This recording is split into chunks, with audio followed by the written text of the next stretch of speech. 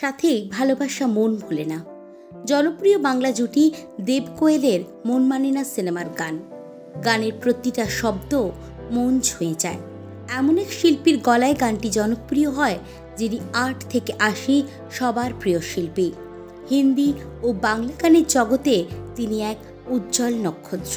তিনি আর অন্য কেউ নন, মিস জোজো। গানের পাশাপাশি অভিনয়ের দুনিয়াতেও তার কীর্তি অসাধারণ। কিন্তু শুধু সঙ্গীত শিল্পী বা অভিনেত্রী নয়, একজন মানুষ হিসেবেও জোজো ব্যতিক্রমী। তার চিন্তাধারা তাকে অন্যদের থেকে আলাদা করেছে। জীবন কখনো সুরের মতো মধুর, আবার কখনো ভাঙা তারের মতো কষ্টদায়ক। তবে মিস জোজো জীবনের প্রত্যেকটি সুরে তার গল্প বুনেছেন। বিখ্যাত গায়ক ও অভিনেতা মৃণাল মুখার্জি কন্যা জোজোর ছোটবেলা থেকেই সঙ্গীতের প্রতি ছিল আলাদাই আকর্ষণ। কিন্তু তার শৈশব খুব একটা মসৃণ ছিল না। বাবা মায়ের বিচ্ছেদ তাকে গভীর শূন্যতার মুখোমুখি করে। খুব অল্প বয়স থেকেই জোজোর জীবন জুড়ে ছিল শুধুই গান। তার প্রতিভা একের পর এক হিট গান আর মঞ্চে অসাধারণ পরিবেশনার মাধ্যমে দর্শকদের হৃদয় ছুঁয়ে যায়। কিন্তু জীবনের প্রত্যেকটি সাফল্যের সঙ্গে আসে চ্যালেঞ্জও। আলো যতই উজ্জ্বল হয়, ছায়া ততই দীর্ঘ হয়। জোজোর জীবনেও এমন কিছু মুহূর্ত এসেছে যা তাকে নতুন করে আত্মবিশ্বাসী করে তুলেছে। লকডাউনের সময় জোজো সমাজের চোখে নতুন করে আলোচনায় আসে, যখন তিনি একটি শিশুকে দত্তক নেন। তার এই সাহসী সিদ্ধান্ত সমাজের একাংশের প্রশংসা পায়, অন্য অংশের সমালোচনা।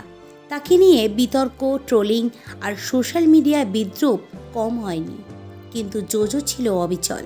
তিনি বিশ্বাস করতেন তার এই পদক্ষেপ একজন নারীর স্বাধীনতার উদাহরণ।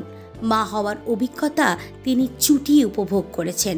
তার মতে, মা হওয়ার জন্য শুধু জন্ম দেওয়া জরুরি নয়, বরং একজন শিশুকে মানুষ করার দায়িত্ব নিলেই মা হওয়া যায়।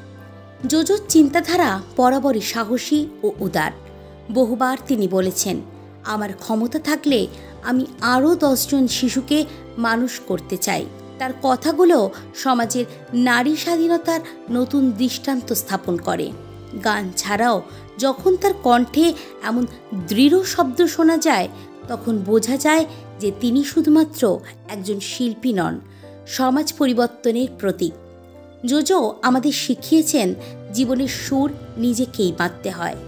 আজ তিনি শুধুমাত্র একজন জনপ্রিয় গায়িকা নন, বরং সংগ্রামী ও সাহসী এক নারী। তার জীবন আমাদেরকে দেখায় একজন নারী চাইলে সব কিছু করতে পারে। জোজো প্রকৃত অর্থেই একজন শিল্পী, যিনি জীবনকে অন্য ক্যানভাসে এঁকেছেন। একজন সাহসী মা হিসেবে তাকে 100তে 100 দিতে হয়তো কেউই দ্বিধাবোধ করবেন না। জোজো আমাদের শিখিয়েছেন নিজের জীবনের সুরটা নিজেকেই বাঁধতে হয়, লিখতে হয় নিজেই নিজের জীবনের লিরিক্স।